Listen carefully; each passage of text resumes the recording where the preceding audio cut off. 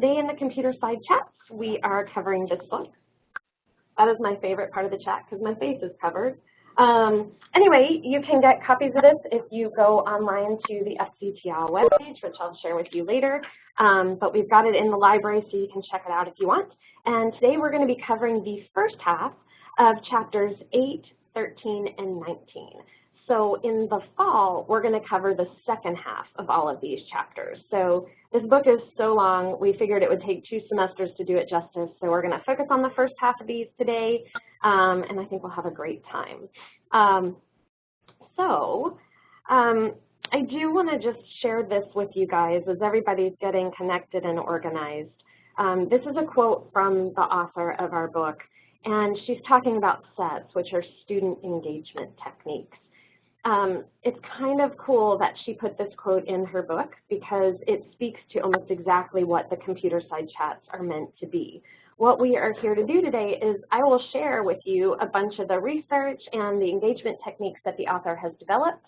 But what makes it fun is when you guys chat in and share how you would use it. As educators, we know how to tweak things to work better for our students. And since even though we're teaching in different disciplines, we all share similar students, it can be a really fun thing to do. So I encourage you to think about chefing it up, looking at these student engagement techniques like recipes that you have the power to alter to work best for you and for your content area. And I look forward to hearing how you anticipate using these.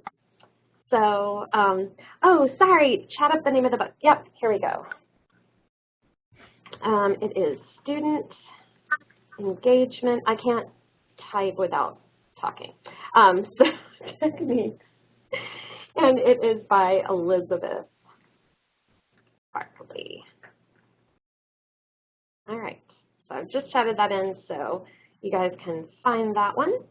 All right, so I know a lot of you guys have been here before, but we've got a couple of newbies. So I want to let you guys know how we're going to do this. So I'll be sharing tips and strategies from the various chapters. Some focus just on basic research-guided tips, and then some are actual student engagement techniques that you can bring into the classroom. And you'll be challenged to pick your favorite engagement techniques and tips and share a little bit about what they mean to you or how you might use them. So we will be doing all kinds of voting and chatting throughout, so please feel free to chef away. I do let everybody know that we keep you muted for the most part. We've had all kinds of cool sounds come through. If we don't, so we'll keep you muted, but you can absolutely unmute yourself if you want to talk. So to do that, next to your name in the participant list, so you would want to go up and find the participants list, and then next to your name there'll be something that looks like a red microphone with a slash through it. If you click on that, you'll unmute yourself and then you can just talk to us. But we do ask that you remute yourself when you're done so we don't pick up any random noise. And then also, as always, you can chat in. So, but do make sure that your chat is set to everyone. I think most everybody's there. And we've got eyes on the other computers in case, but in your chat window, if you go to the send to box and you click on the drop down menu, if you scroll all the way up to the top, you'll see everyone. You might not see it when you first click that drop down.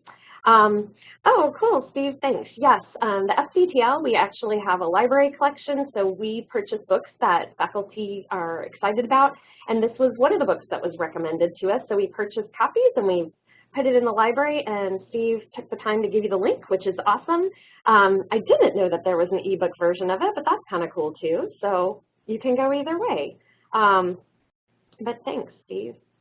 Okay, so I do just want to let everybody know that we are recording this. All of your chats will be preserved so that you can look at those later, and all the video will be there as well. We will delete out your email addresses where you've chatted those in, so don't worry that you're sharing your email address with everybody, but I do like you to know that it's being recorded. And also that after the session, probably sometime tomorrow, I'll be sending everybody a copy of the PowerPoint. So any of the things that we don't have a chance to cover, because we're going to pick and choose, you'll get those later, and then also if you just want to go back and review. So I'm excited to get started, and I welcome you all, and I think we're going to jump right in. All righty. So we're going to start with Chapter 8, which is Promoting Active Learning. So this is a Tips and Strategies chapter, and I just thought I would take a minute to show you this couple of quotes that I like. So the first one is, to learn well and deeply, students need to be active participants in that process. And this is actually from the book as an argument for why active learning matters. I do want to point out there's been a lot of talk about running away from lecture and not lecturing anymore, but the research for active learning doesn't say that we should never lecture. It just said we shouldn't lecture traditionally. And a traditional lecture is where an instructor does nothing but lecture for the entire time. So when you stop and you have discussions and any of that, all of that is engaging your students at a more active level. So we'll talk a bit more about that as well. But one of my favorite quotes is this one from Terry Doyle, and he says in many places, the one who does the work does the learning. And so I'm constantly trying to challenge my colleagues to not be the one who does the most work. When we as instructors are putting in more work than our students, we learn more about our topic, which is awesome. But we want students to be doing the work so that they can learn as well. So I encourage you to look at these tips as a way that you can start to get students to take on more of the work and to get them actively engaged with the learning. So these, like I mentioned, these are going to be the tips and strategies from the first half of the chapter. And I'm going to encourage you to share how you might want to use these. So be thinking of that as we go through these. All right, so tip number 14 is be clear on your learning goals. And there's some information here to support that idea. So if you don't know where you're going, how are you going to get there? And that goes for both you and your students. If your students don't know what they're expected to learn, it can really be hard to figure that out. And I don't know about you guys, but I have taken the time to look at my students' notes. I'm sure you guys have done that as well, but the thing I'm noticing in them is that very often what I thought was the key point, they missed entirely. Like their notes will be hanging on something completely different than what I was hoping they would notice. And so the more we can do to clarify what the most important topics are when we are talking in class, the better off our students will be.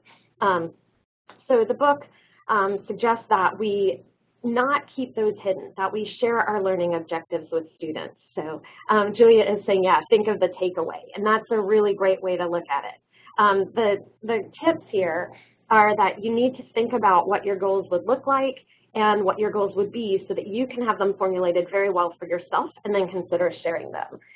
So they encourage us to focus on the student, so what the student will be doing, not what the instructor will be saying.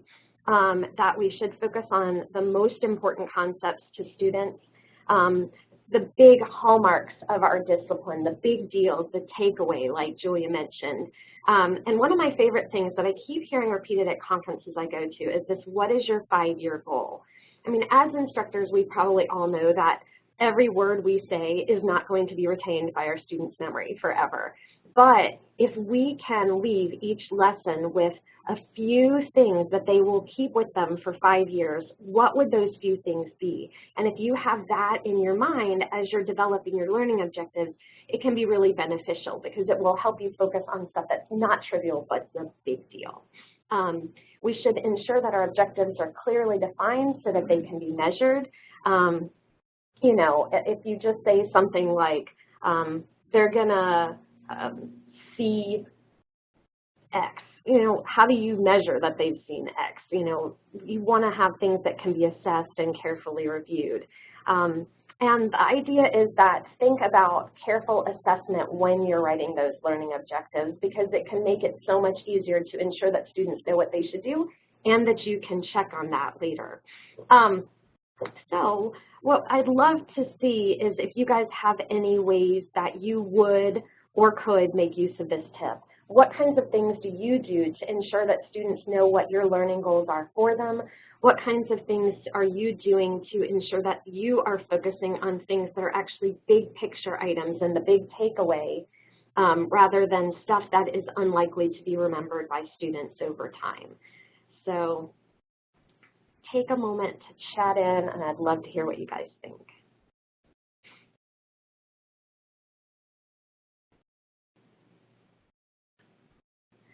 So Jill is mentioning the charrette event has a great template for making assignment learning goals transparent. Yeah, thanks for bringing that up. Jill, there's actually something called, and I'll type it in, the Transparency Project. And it's out of University of Nevada at Las Vegas, which I just typed wrong. Okay, so the Transparency Project at UNLV, if you guys Google that, the woman who's running it, she has a huge wealth of resources to ensure that our assignments have good learning objectives. And making those transparent to students is part of this, being clear on our learning goals. Julia says that she writes daily learning objectives on the boards. That's a great way to do this. It sort of pulls the curtain back so students know what's about to be expected of them. Rize says she starts all of her lectures with a lessons to remember. Oh, these are nice. And often these are stated in the book, but she paraphrases them and relates them to real world behaviors. So that's great. So you sort of give them an outline that might be connected to what was covered in the book, but you're summarizing it in a new way, which is great because every time we show students how to summarize, we're teaching them a super important skill. So I really like that.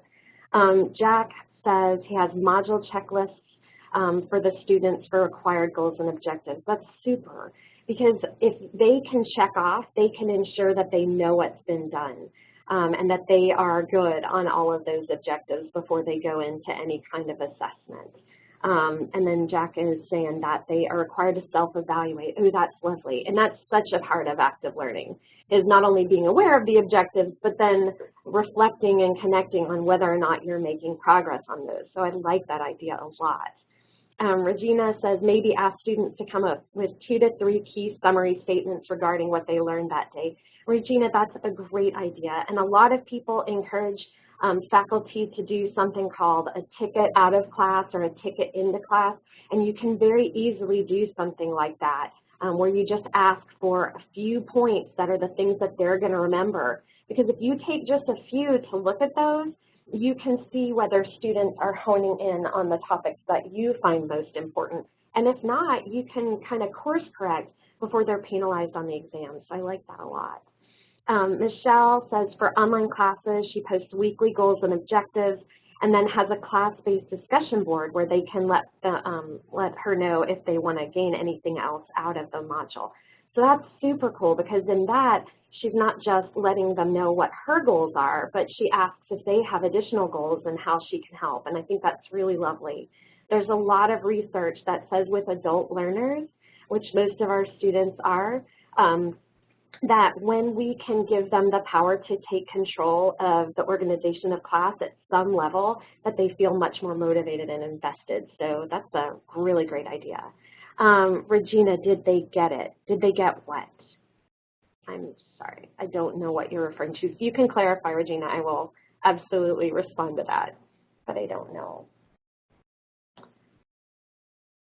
All right, so I'll keep my eyes peeled for Regina's text in, but I'm going to go ahead and say that you guys clearly have some great ideas about how to share learning goals with students, and I think it's very valuable.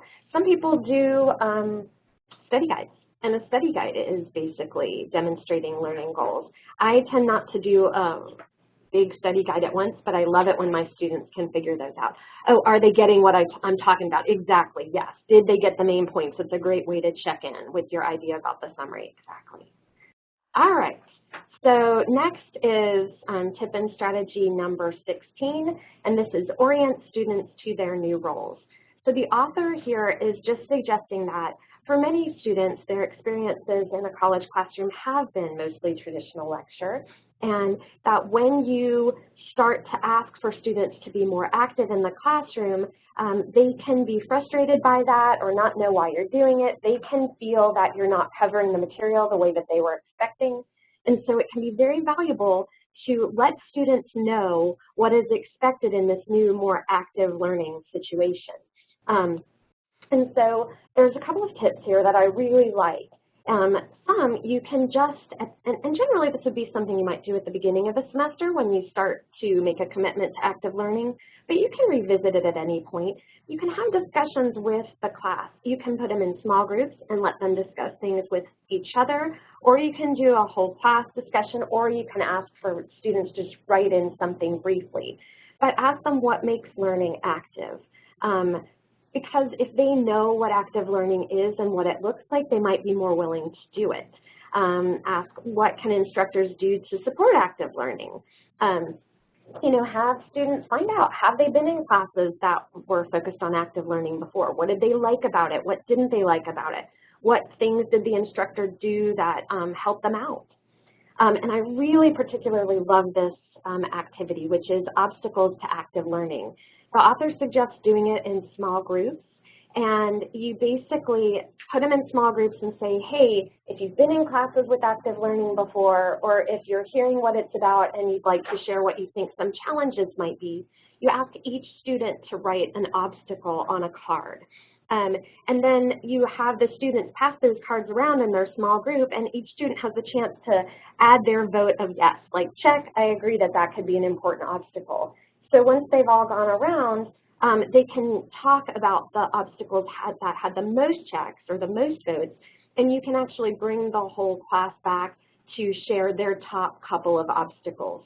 And then you can work on sharing solutions, like, hey, we've identified that that students who are put in groups might chat with each other instead of actively learning. What can we do to prevent that? What are some things that we can do as a class to ensure that these times that we're putting in for active learning are actually being used wisely? So, another obstacle might be something like, oh, one student always takes over. Well, then you can talk about solutions for that. Hey, maybe if you notice somebody saying, constantly jumping in, you can raise your hand and say, hey, I needed a minute more on that or something. So I think that's a really nice way to collaboratively get your classroom to be more active. And then this last section is also from the book, and it's called Telling is Not Teaching. And it just shares why active learning is important. And sometimes this can be a big way to sell this new thing to your students or even to yourself. So when I hear it, I forget. When I hear it and see it, I remember a little. And then you just see that the more you do with information, the more likely you are to remember it. And this down here, that's when I teach it to another, I start to master the topic. I often will just share with my students how terrified I was the first time I had to teach, because even though I'd been studying that material for years, I already had my master's degree, I'd been working on this stuff for a really long time. I did not feel an expert in my field until I started teaching it. And so if you can get students to try to teach each other or teach their friends, I had a student one semester who told me he had shared everything he learned that semester with his dog, who was a really great audience, that it can really make a difference. So I want to take a minute to give you guys a chance to reflect on this and share with me, what do you do to help students understand how to be active participants in class? And how do you use these tips or others to ensure that that is happening? And I'm going to drink some water.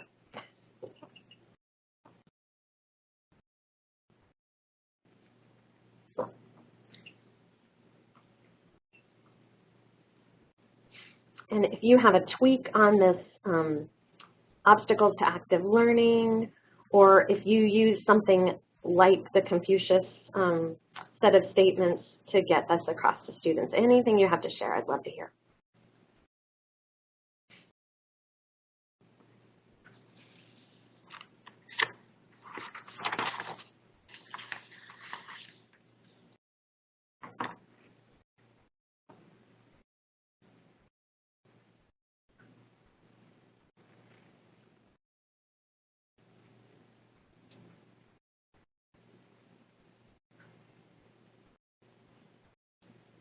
All right, so Yam says, in my history photography class, I have students give presentations on an individual photographer, PowerPoint with a script. Oh, so you're getting them actively involved instead of just letting them listen to you. I like that.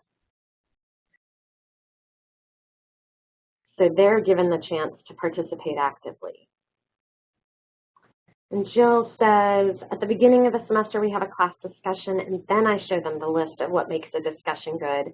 And we evaluate, oh, I like that, how they did, and what to do differently next time. So yeah, really showing them the steps of how to be active participants in class, or how to have a good discussion, because not all of our students come knowing that. And so if you can take the time to let them know, it can really make your future discussions better. I like that a lot. Oops, I saw Julia's, but then it flew past, so I'm bouncing back to it.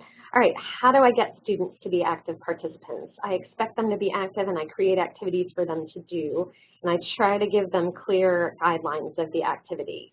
Yeah, so the clearer the guidelines, the easier it is to figure out what your role is, because if the instructions are kind of vague, you don't know how to adopt that role. You don't know what role you're being asked to adopt. So I think that can be really, really beneficial.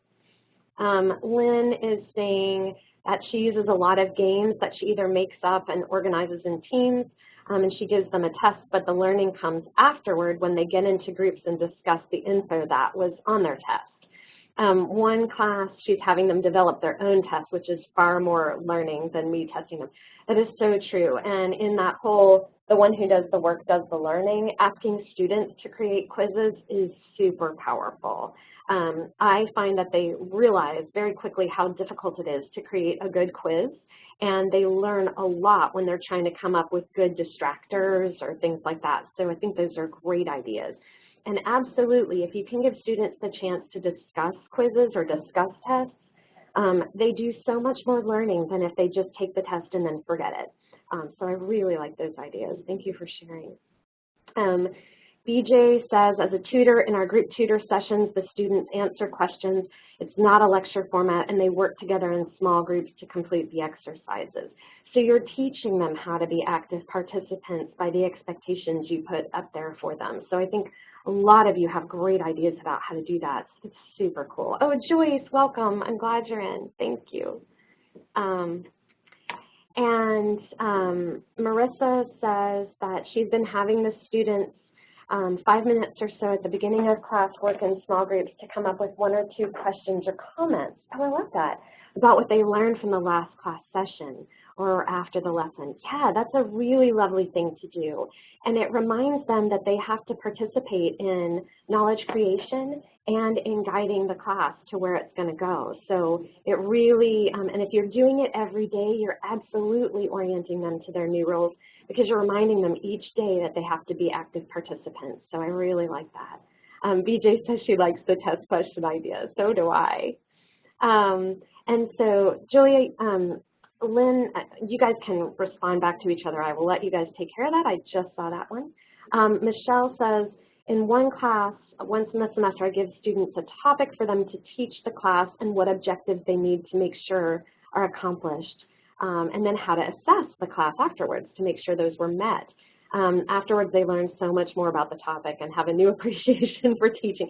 I always love it when students go, oh my gosh, it turns out it's actually hard to teach. Like, yes, turns out it's a thing.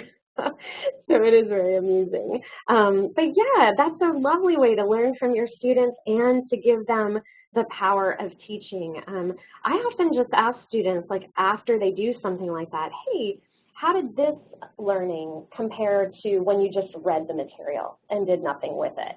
And they can very often recognize, oh my gosh, yeah, I feel so much more comfortable with the material after I taught it. And so you can remind them, hey, even if I don't give you an assignment to do it, if you are actively using information and teaching it, you're gonna remember so much more. So you guys, thank you for all those great tips. I hope you guys are getting some great ideas from your colleagues, because I know I am. That's awesome. All right, so we've got one more tip, I believe, before we jump into some of the student engagement techniques. So this is tip number 19, and this says to teach in ways that promote effective transfer. And just in case this term transfer isn't familiar to everybody, I put the definition of it there.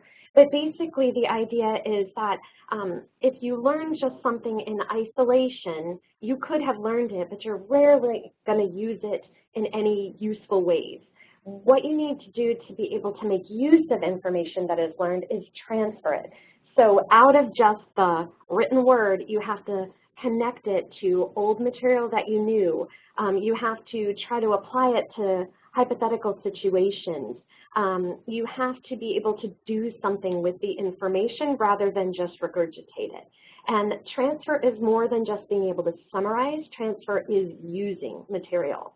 And the research suggests that students are not just inherently good at transfer, that many of them believe it is good enough to be able to regurgitate or to be able to just summarize, but they don't always practice how to use that information in new situations. So an example I like is if you're teaching a math class and you teach students how to use a formula. The reason math teachers give sets of homework is because if students just practice with one question, they're not practicing transfer.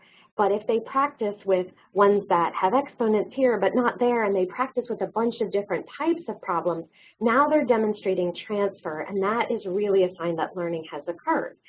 So a lot of times, math instructors have transfer built in, but many of the rest of us don't. We teach, and then we don't ask students to do something with that material immediately thereafter. So the tips for how to help students with transfer is to use a bunch of different strategies to help students make connections, to show them that connections are the thing that matters. So you can use analogies in class. I love analogies. You can show them images and ask them to connect that image with some text that you've shown them. Symbols, also if they can draw symbols that can be used to explain the material that you've taught them, that's really valuable. If they can compare and contrast what they've learned to what they thought before, or compare and contrast what they've just learned with some task that you give them or some real life example, those kinds of things really help. And here again, the author encourages us to pull back that teaching curtain and show students the behind the scenes about how teaching and learning works. You've got to point out these strategies to students when you're using them. So when you do an analogy in class, don't just do it and move on. Say, hey, that was an analogy, and it's important because it shows that I can connect this information that we're talking about to stuff that's completely different from it. And when I can do that, it shows that I'm learning it well. So if you demonstrate to them what it looks like when transfer is occurring and you show them why that matters, it can really be helpful. So give students scaffolding with transfer tasks. Don't just expect them to be able to do it, expect them to struggle and then help them with it. And so the author encourages us to set up tasks that start out relatively easy with transfer, maybe just connecting something that they've learned in this class with something that they learned in the previous session. But then they get harder and harder as you go throughout the semester because they're learning how transfer works, and now maybe you ask them to connect it to classes that aren't even in your same discipline, or you ask them to find their own examples of things in the real world and bring them back. Those are much more difficult types of transfer. So also the author encourages us to give students practice with transfer before the test. For many students, if they just sit through lectures and then they have their exams, their first attempt at transferring the information and using it in new ways is when they're being assessed. And that's really difficult because now they're trying a new task with new information. So the more you can do things like help them write their own exam questions or give them opportunities to ask questions or to summarize what they've already learned, that will give them practice with transfer before they are going to be graded on it. So anything you can do to give low stakes transfer tasks can really help students be more prepared for the exam. So again, I'll give you a couple of minutes. If anybody has things that they're doing that they're excited about that help promote transfer, or if you're looking at this and you're like, oh, I could use analogies in this way, share what you think, and I can't wait to see them.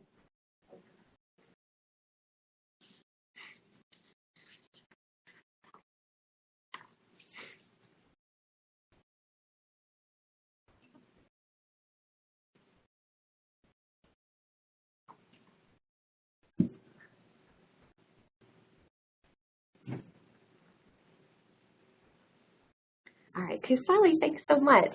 Kusali says in her natural hazards class, She talks about their experience with a hazard like hurricanes, floods, and then we talk about the science behind it. That's awesome. So you're giving them the scientific terms, and then you're allowing them to connect it to a real-world experience, which is absolutely transfer at its finest. So that's really giving them great scaffolding. I like it. BJ asks the students when learning a new disease or drug to activate a real person with an age, ethnicity, and symptoms. So absolutely, especially in the health sciences, transfer it's where it's at. I mean, it's everything that matters. If all they are able to do is list a bunch of things used for a diagnosis, but they can't look at a person with those symptoms and tease out which ones matter, they're in trouble. So having them kind of go with that case study approach, case studies are beautiful for teaching transfer. Meredith says that she does the same things in her hazards class, and the students enjoy sharing their experiences. Yeah, who doesn't like to talk about living through a hurricane? But it's really great. It really helps when students get to share because these things matter to them, and those are emotional experiences, and when we can connect emotion to learning, it is awesome. Thanks, Joyce, for weighing in. Joyce says that she encourages students to connect classroom cases with clinical situations on real patients. Absolutely. Again, those case studies are powerful. And if you're teaching in a class that doesn't have ready case studies like health sciences, if you can create them or have your students create case studies, it makes such a huge difference. You'll be amazed. So Yam, thank you. Yam says in his fundamentals of photography class, there's plenty of scaffolding that happens as they learn very basic camera skills at the beginning and then build on those as the semester progresses.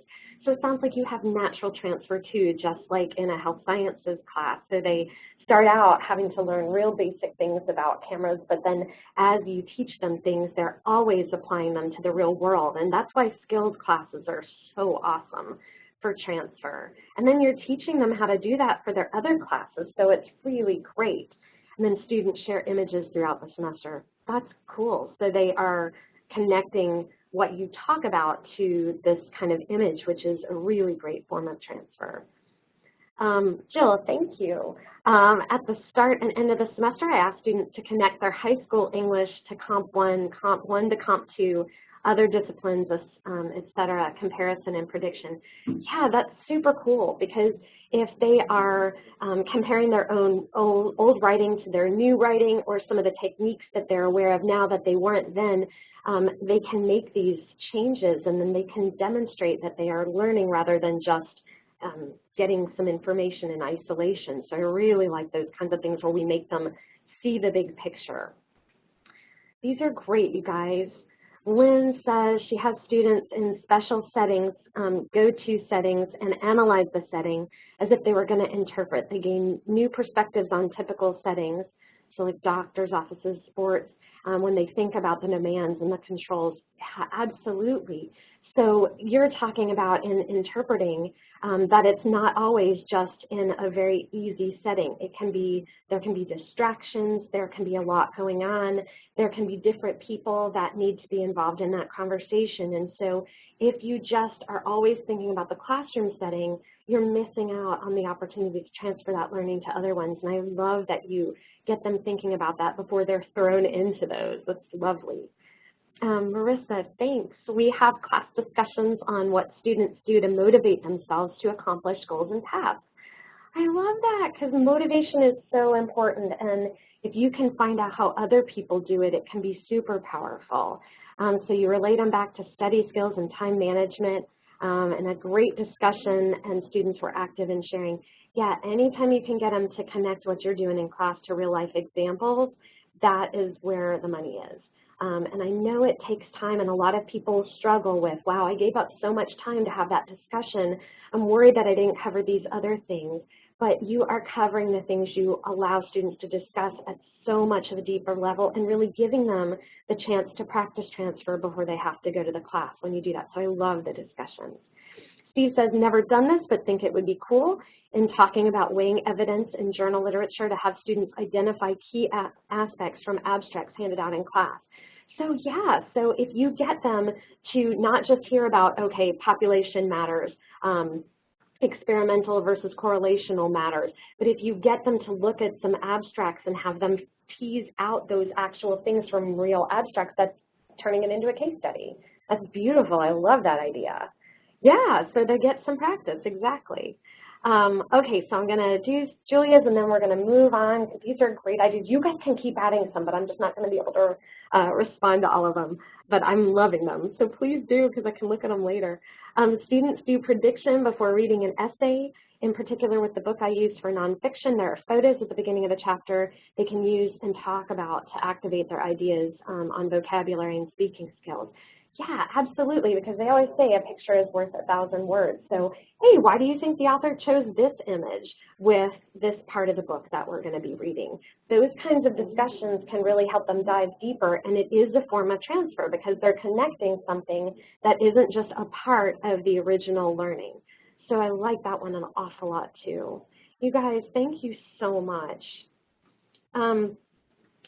Before we move on, I usually like to give you a second to reflect, and we're going to do this kind of quickly because we've got so much more to do, and I'm excited to share the other stuff with you. You don't have to chat this in. This is really just for you to be thinking about things you might want to work on in the future.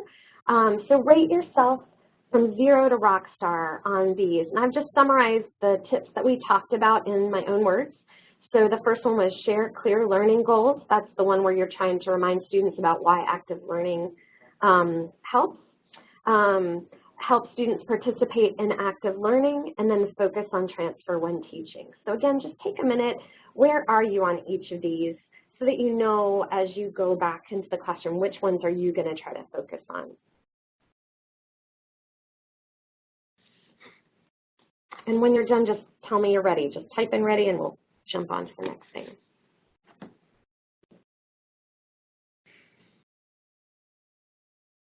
Thanks, Kusali and Lauren.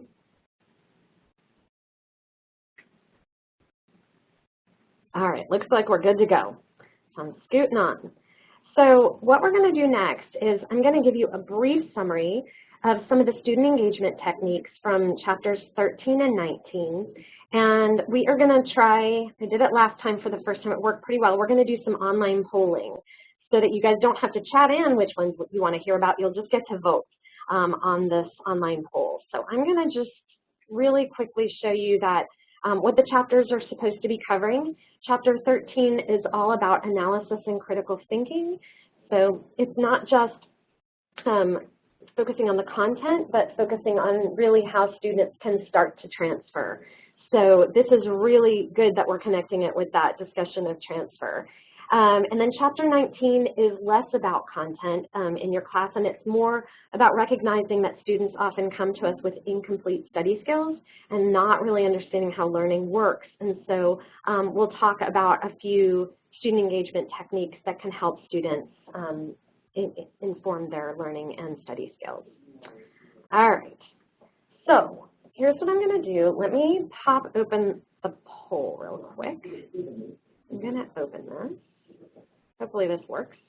So you guys, I don't know how it shows up on your screen, but you guys should be able to see a poll now. And what you're going to see is set 8, 9, 10, and 11. And here are the summaries. I'll go ahead and share a little bit about them with you. And then when you feel like you know which one sounds the most valuable to you, you can go ahead and vote.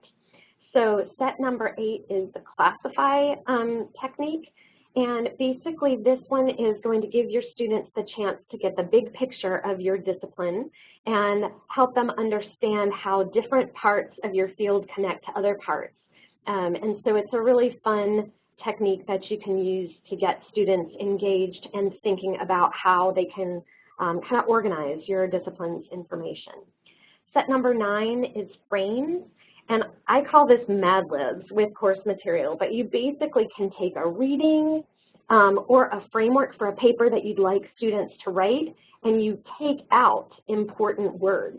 And then you challenge students to fill those in. So it kind of looks like an old-fashioned study guide, but you can let them know that it can be more opinion-based, it can be fact-based, but it's all about getting students to put in their own thoughts into a framework that you've provided. So that's frames. Set 10 is believing and doubting. In this one, you basically give students a reading, and you initially ask them to support it. So you tell them to read it with a positive approach and get them to come up with all the ways that they can support what the author has said. But then after they do that, you ask them to turn that on its side and come up with all the ways they can refute what the author has said. So it gives them really good critical thinking skills and practice with those. Set 11 is very similar to set 10. It's called academic controversy, but here this is done in small groups and in pairs. And so students are assigned sides of a controversy, and then after they've practiced arguing that side, they have to switch those sides. And then so it gives them the chance to argue from both perspectives, and then they have to come to consensus about which side they think has better support.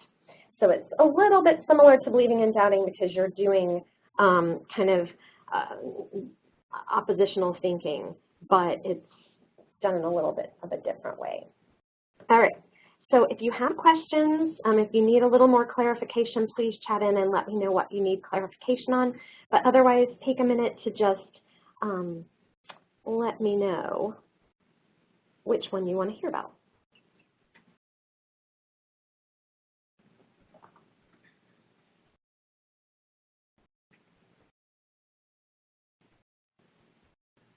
Yes, Jill, you can only pick one. I'm evil now. I used to let you pick one or two, and now I can only pick one. Oh my gosh.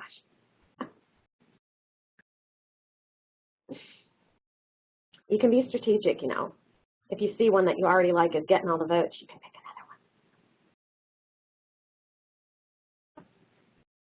All right, so it's looking like 75% of you guys are done, so go ahead and click in. We can get the ones. So it's looking like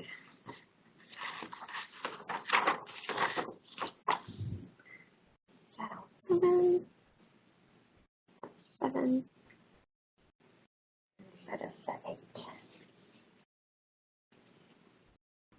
All right, I think we just need 1 or 2 more people to vote in. I'm going to go ahead and close the poll. I think that will leave you a couple of seconds to jump in. We're at 95%. We only need 1 more person, so I'm closing that poll. Oh, maybe it doesn't. Sometimes it does this thing where it gives an additional 30 seconds. Sorry, I locked you out. Okay, but it looks like the winners are set 8 and set 11, both with 7 votes. And if we have time, we'll come back in with set 9. All right, cool. So I'm going to open another poll, which is going to be kind of weird because you can't see the information yet. How do I do this? Oh, whatever. Sorry, y'all. This polling thing is new and fun. Okay, so let's see, open poll. This should be the next one, and we're going to move on. So I'm going to do those. I promise we're going to cover those, but before we do, I wanted to give you the chance to look at the options from the second chapter. And these are the study skills ones. Step 45, again, you get to pick one here. Step 45 is an in-class portfolio. Students are going to submit samples of work that they do. So you can ask them to turn in notes that they've taken. You can ask them to turn in outlines that they've done when they're reading, or anything they do while reading to show what they're doing. But basically, you ask them to give a demonstration of what they're doing to learn in your class, and then you can give them comments on that. So that's the in-class portfolio. Step 46 is the resource scavenger hunt. I think Steve has mentioned that he does something like this with his library lessons before, but you basically give students a bunch of facts that they need to find and resources that they can use to find them. They can be on the web, they can be the textbook, anything you want to do, but it gives them a deep dive and practice with using different resources.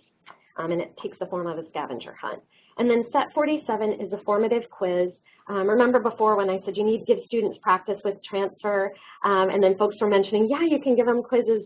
There's actually so much research to suggest that quizzing is a great way to learn. So you give students sample exam questions, and then students work in small groups to answer those. And it's done even better when you let students come up with their own quiz questions. So those are the student engagement techniques from the second chapter. So you can pick 45, 46, or 47, and if I can get you to pick one now, we will go with your favorites, and we will talk about those. Oh, 3, I'm so sorry. I just saw what you said. Okay, welcome. I'm glad you're here.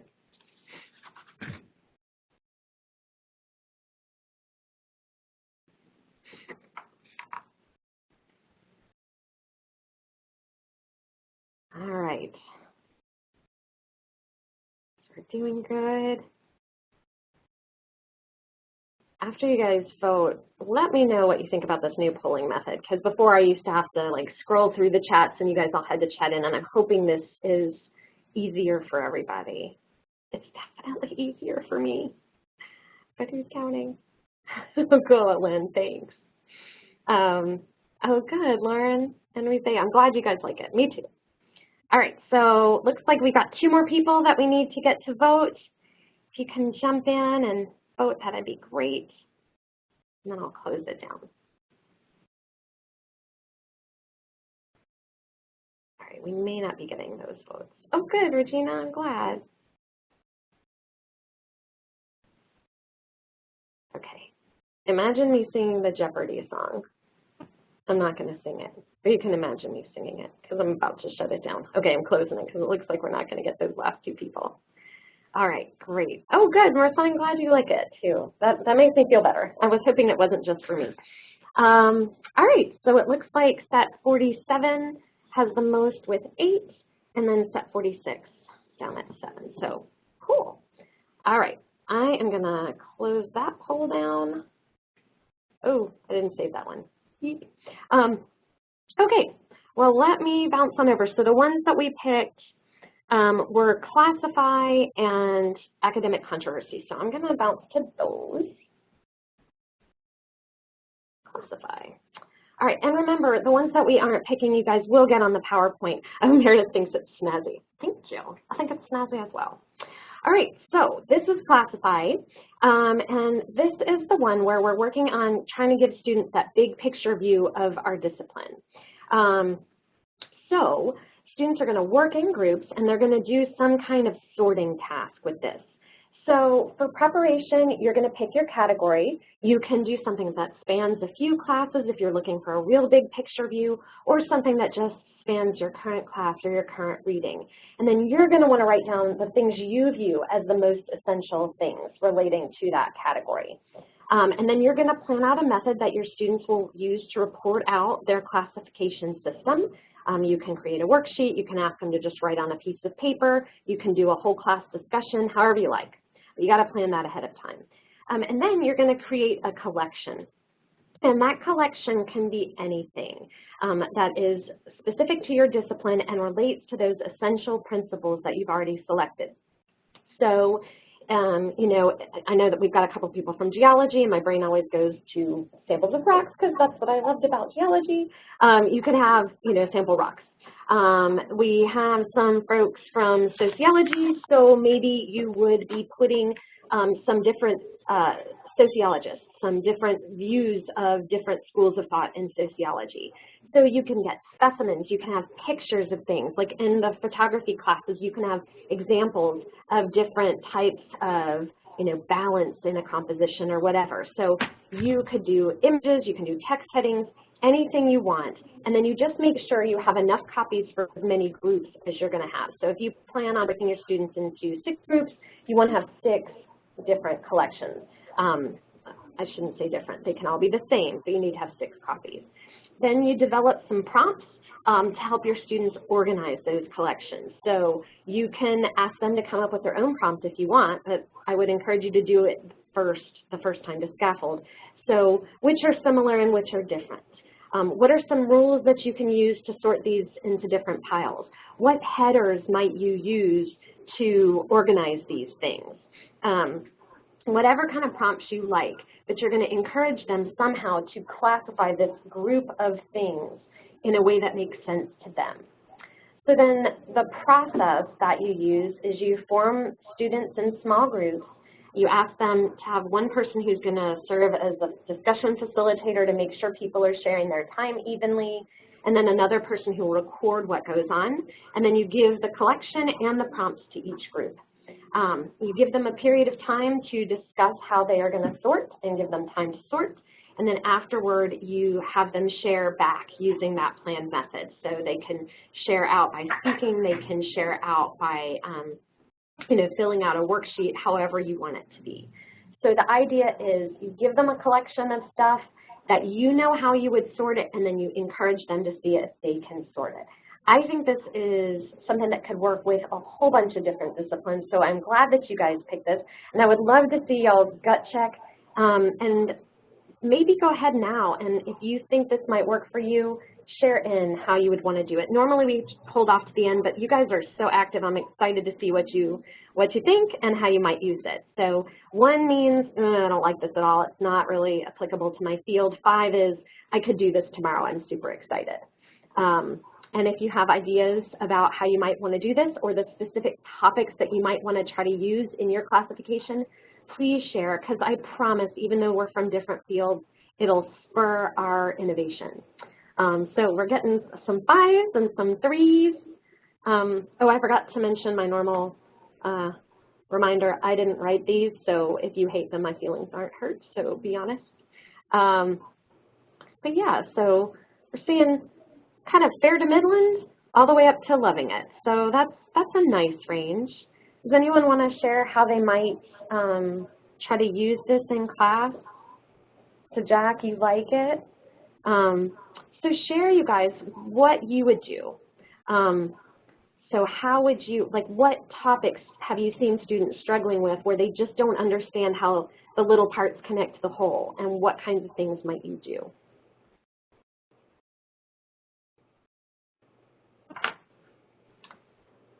Okay, so Jack is saying, I'm sorry, I was just checking the time to make sure I'm okay. Jack says, end of semester demonstration of the key objectives and goals. Oh yeah, so you could almost use this as a study session for a final, if I'm understanding you properly. So if you have a list of all of your objectives, you can ask them to start connecting those to each other. I think that's great. Oh, Julia, yeah, for teaching ESOL, you can make sure that students are able to handle parts of speech. So you could give them some samples, either images of those or the actual words, and see if they can properly classify those. That's lovely. BJ is saying pathophysiology of how respiratory drugs work in the body. Okay, cool. So I'm assuming that you're saying there's different classifications of drugs that do different things. So you would put those different drugs all up there and see if they can lump them together so that they're classifying which drugs work similarly. I really like that. Oh, Jack is saying more competency-based. They would have to show how they demonstrated. Okay, yeah, cool. So it's actually showing the things that they've learned rather than connecting the objectives that you set out for them. So that makes sense. So Regina might work to help tie different classes together in canine and feline medicine. Ooh, cool. So I'm assuming that there are differences between dogs and cats, but there are also some similarities. So you can try to get them to make those connections and find which things are similar and which things aren't between those groups. That sounds super cool. You guys are making me wish I taught different classes. I love my class, but your classes sound fun too. Joyce, we already use this in the lab. Oh, awesome. Having students work in groups, practicing specific skills, and holding each other accountable to following the checklist. So I'm not sure how I'm connecting that to classifying. You obviously know, but I don't. So if you can clarify that to me, that would be super cool. But they're working in groups, and they're practicing specific skills. So maybe they're having to classify the skills, like which ones might be used together. So maybe clarify if you wouldn't mind. Blanca, thanks. I'm working on a group project, remaining informed and taking action, and we'll have students get together in their groups and organize the challenges and benefits of the tasks of the group project, and then report to the class. Ooh, nice. So that'll help you know how the group project works. It helps students become better at working in groups, and it gives them a deeper dive into the information. So that sounds awesome to me. I'm sure that you guys have experienced that the more students know about how to work in groups, the more confidently they do it. So anytime we can give them a chance to do that, I think that's super. I love that idea. Well, these are great, you guys. Cool. Oh, Jill says maybe how the items in their writer's toolbox relate to the assignment learning objectives. Ooh, I like that because it's going to help scaffold their completion of an assignment, and it ensures that they're looking at the tools that they've got. So you're going to say, hey, here are the learning objectives. Which tools will help you get to which of these objectives? I love that. I'm going to have to think about how to I have to reread these afterwards. I'm going to have to think about how to do these. So these are great ideas, you guys. I like them a lot. Thank you so much. Feel free to continue to add some in. I'm going to take a moment to bounce over to our second choice on this, which is academic controversy, because I want to make sure we have time to cover that one as well. Let's see how slides. Now we're looking for academic controversy. Okay. Do you guys know, in the last session and this session, nobody picked my favorite one. I tried to sell it harder here. It's just not getting traction. But look up frames when you get the PowerPoint, because that's awesome. Okay, so we're doing academic controversy. And Marissa, oh, you've got something about a session at South by Southwest EDU, which is a great local conference, by the way, you guys. They had characters that had different issues, and we had to come up with possible solutions to help them overcome their issues. Oh, okay, so you can connect that to the skills that they're learning in your EDUC class, and you're saying you can get them to classify which solutions might work for different issues. So you've got a couple of issues as your headers, and then which solutions they might use. I like it, too. Julia's like, cool, Marissa, I like it. All right, so let me share this academic controversy one with you. So this one, as I mentioned, is done in kind of small groups that grow a little bit. So for this one, you find a topic that doesn't have a clear answer. So something that really is possible to sit on the fence. I'm not sure if it should be this or this. The author encourages that we should avoid overly emotional topics. You know best what's going to make your students lose control or what that will allow them to keep in control. So just kind of keep that in mind. Then you're going to create a mini case from the controversy and make a handout. So this is going to kind of use that case study approach, and you're going to come up with a case and then ask people to take sides. And that's going to be the handout that you create to help students. And then what the author suggests is that you take the same case, but some are going to be printed on one color of paper, and some will be printed on another color of paper. And that color just identifies to the person who gets it whether they are pro or con, or position 1 or position 2. So that's all that color means. So that's the preparation. You just come up with your case, you print it out on different colors of paper. For the process, you give the handouts to the students, you just pass them out randomly, and then they have to find somebody with the opposite color paper. So if I've got yellow, I have to find a purple. And then students work together to make opposing cases. So if I'm pro, I'm going to be saying, well, what do you think about this as a pro argument? And then the person will go, oh, that's a good one, but I think this would be stronger. And then they'll try to give some con arguments, and I'll help them refine those. So they're going to work together even though they're in opposition to each other. After a few minutes, you make sure that they remember who their first partner was, but then you say, all right, now everybody leave your first partner and find somebody who has the same color paper as you. And so now you're going to work with someone who is sharing your opinion, and you say, hey, here are the arguments I came up with. What are the arguments you came up with? And now they're working together to hone and further work on their argument. Afterwards, after they've done that, you get them to pair up in quads. So you get them to find their first partner and their new partner. Does that make sense? It's a little tricky. But so essentially, they're now with the person with the same color of paper. Both of those people find the people that they had with different colors of paper, and now they're working in a group of 4. And so now your colors help you again. The people with color A present to the B students, and then vice versa. After both sides have gone, if you have this much time, you can get them to switch sides and try to make the opposite argument. But you can decide how far you go with all these switches and repairings based on how much time you've got. The big goal at the end is that all 4 students in each group have to come to a consensus as to which side has a stronger argument. Okay, so they've really taken some time to not only develop arguments, but then to assess the arguments that they've been given and pick the ones that they think is strongest. They all have to join up and find the same, come to the same consensus at the end. And then for a report out, you ask students if there were changes of opinions from what their gut told them at the beginning, why, what they thought were the most strong arguments, and then they can share it with all of that. So this is something that could take a while, but you really do get to guide them by how much time you give to each pairing.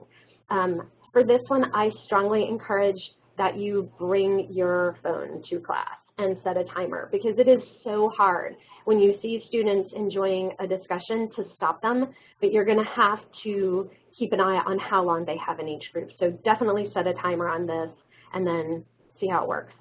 So again, if I've explained that enough, I'd love to hear your thoughts. You can chat in 1 if you hate it, 5 if you love it, and then after we get a sense of how people are feeling on this, I'd love to see how you might use it. And BJ's already weighed in, which is awesome. Ethical issues in healthcare, absolutely, right? Do you think this is the right choice? Do you think this is the right choice? And there's so many opposing choices in healthcare. I think it would be a natural pairing for that. So a lot of high scores here. So cool. Oh, Kusali could do this with climate change. Yes, that would be really interesting, because you've got people who are coming not believing in it, and you've got some who come believing it. And if you give them the chance to argue both sides, it can really broaden their views. And that's what I like about this one. Julia likes that maybe using this to brainstorm for an argumentative essay. I think that would be really cool. So if you've given them an assignment and they're going to have to argue a case, why not give them the chance to crowdsource some great arguments and discuss which ones are the strongest? I really like that idea. That's really a lovely way to scaffold students as they learn how to argue. Lynn, ethical issues in interpreting as well. Yeah, so, if somebody says something offensive, do you share it? Do you not? Like, those kinds of ethical issues matter, and it will really give students a chance to dive deeply into that. And all it takes is you to come up with that first case study. And again, you can, as students move in advance, you can let them come up with a case study later on. Rize says, persuasive speeches are the easiest assignment for me to implement with. Okay, so you're already having students do persuasive speeches, so they have to practice good argumentation, and this would give them a chance to kind of work in groups so they can hear how other people's brains work to develop those persuasive points. I like that a lot. Jill says, yes, perfect for writing and arguing a thesis, absolutely. Think about how much better the papers you might get would be if you gave them the chance to hone their arguments with their classmates. And many of you may already be doing this, but I think this is kind of a fun, different way to get them to match up with different people in the class. So this is great. I'm glad you guys are taking on those. So if anybody has another one that they're excited to share, I'd love to see it. I'm looking at some of the areas. I always write down what you guys teach. So I'm looking to see if there's stuff that we haven't hit upon yet. Michelle, if you're still there, because I was just looking hospitality management. I don't know how this would work in there. And so if you have a suggestion, I'd love to hear it. So yeah, so we've got ESOL and we've got the health sciences. And Steve, do you think there's something that might work in library for this? I'd love your thoughts on that. Oh, BJ, we use this technique for a debate in end-of-life issues. Ooh, that would be a really good debate. And so you're able to present, some information about end-of-life issues and then provide a case and let them argue both sides. I think that would be a really great thing to do. All right. Well, if anybody else wants to weigh in, please, please, please feel free to do that. I am going to hop to our next student engagement technique. Oh, Oh, Jill, this may also work for resolving conflict. Yeah, sometimes when we get in arguments, it's because we don't honestly see the other person's side. But if you can practice taking another person's side, it really does just make it so much easier to be open-minded, and I think that's great.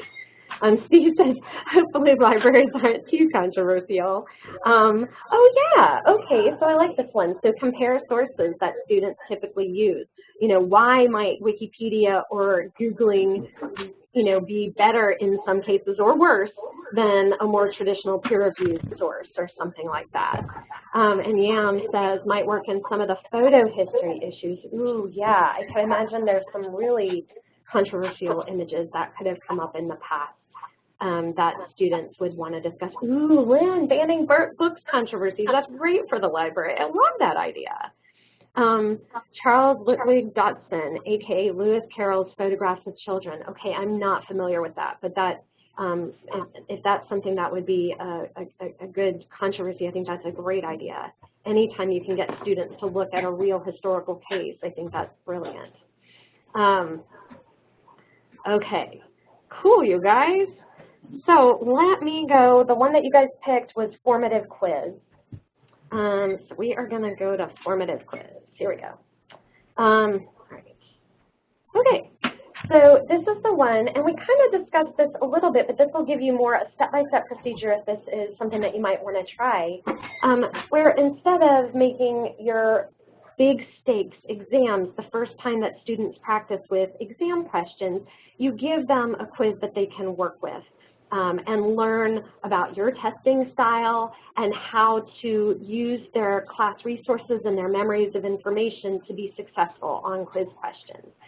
So basically here, you've just got to create a list of questions that are similar to what you might ask on an exam. So for me, when I do this in class, because I always have some multiple choice questions and some short answer questions, I do a sample short answer question. I do some sample multiple choice questions. And again, as was mentioned earlier, you can write some of these questions, but once you've done that for students, think about how much more powerful this might be if you get students to write some questions and bring them to class. So they could do that individually or in groups, but they can help design the formative quiz, and then you've made it so it's a lot less work for you. Okay, so once you've got the list of the questions, you're going to want to explain the process to the students and then display the questions one at a time. You can do that on an overhead. You can do it using a PowerPoint where you've just got one question per PowerPoint. You could give them a handout where they've got some quiz questions. And then you give students time either individually, if that's your preference, or small groups. I actually have been finding the power of small groups or pairs to be really valuable. Even some of my more introverted students who don't want to share will if they're just doing it with one other person or two other people. So that's something I would just encourage you guys to consider. But then after they work on the quiz question, then you have them report out in some way. So there's a bunch of different ways you can do this. So I use clickers in my class. You can check those out from the Media Center on your campus. And there is a little bit of a learning curve because you have to use software with the clickers, but we can provide clickers to students if we like. I've given another resource called polleverywhere.com. This is an online resource that's free. I forget what the number is. I think you can pull up to 40 people, so most of our classes should be under that. But then they use a device, either a cell phone, a tablet, a laptop to respond instead of having clickers. And for that, I love doing it in groups because if not every student has a device, they don't feel called out or embarrassed. You can say, we just need one device per group. So that can make it a little easier. And then I just did this. This is sort of a low-tech version. I use this in some of my classes. I'll show it to you. It's a folded sheet of paper with answers. So for multiple choice questions, I just printed something like this out on a big page of paper, and at the beginning of the semester, I give one out to each student, and they can fold it in quarters, and then they just hold up the letter that they think is the right answer. And everybody can peek around this way, and you can see, hey, are we at consensus? Does everybody pick D? Or are there a couple of A's still left? But it's a nice way to give students a voice without, making it be high stakes. So you'll get that with the PowerPoints, or you can make your own. Anyway, so you come up with a way that they're going to share their answers, and then you clarify misunderstandings before you move on. So, you know, the tricky part about an exam is it's a great way to learn better, but if you get a wrong answer, too bad. You know, it's too late at that point usually. With this, you can make sure that students understand the correct answer before they move on. So for me, with those paper clickers, if there's anybody who got the wrong answer, I will say, okay, put your sheet down, and I want anybody who said A to explain why they think A is the right answer. Okay, now I want anybody who thinks B is the right answer to explain why. We can have a little discussion about why, and very often it turns into a discussion about what makes a good distractor and why we put things that are wrong answers up. So you can do that kind of thing. I've seen some instructors who just say, okay, find somebody who has a different answer from you and try to convince them that you're right, and then we're going to do this again and have the same quiz question, but now after a discussion. So there's any number of things that you can do, or you can do it kind of rapid fire. So these are some suggestions. Oh, yeah, thanks for being here. I appreciate it. Please look for an eval. We're going to send one online. Yeah, I will send you the PowerPoint soon. All right. So, oh, Meredith has given a shout out for Poll Everywhere. It does work really well, and there's others. So if you guys have used other tech, you know, chat those in, because people would love to see those and how you do it. So, okay, one, let's get checked. You hate this idea. Formative quiz is not something you're going to do. 5, hey, this is something I might actually consider doing. I think this sounds great.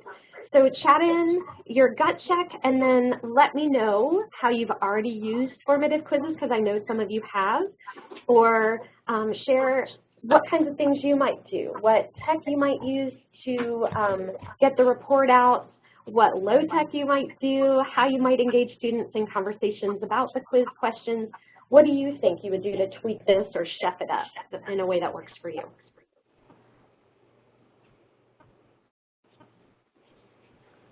Okay. So BJ says it may be possible to test student understanding of study techniques. Yeah, absolutely. I've actually done that after an exam. I will ask students how they studied, and I put them in like little groups to do that. Jack does it and likes it. Jack, if you have any suggestions that you would share with your colleagues, I'd love for you to do that. Marissa's liking it. Regina likes the idea of mixing questions with student-created questions. And you guys, if you're teaching an online class, you can actually do these online. You can get students to turn in questions, and then you can do a little mini quiz online or do a discussion board with some of the quiz questions so students can use those.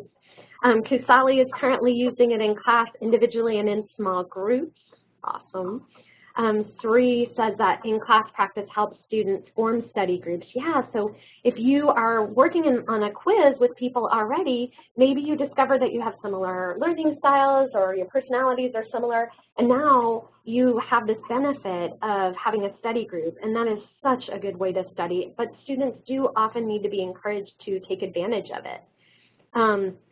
So Jill says, not sure how to use these with essays rather than exams.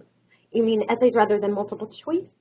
Because I do them with essays. So I will just, and then with this I always do small groups, but I tell them kind of as a think, pair, share, Jill. So I'm like, okay, take a minute, look at the essay question, start writing down some thoughts that you have about it, and then work in a group to hone your answer.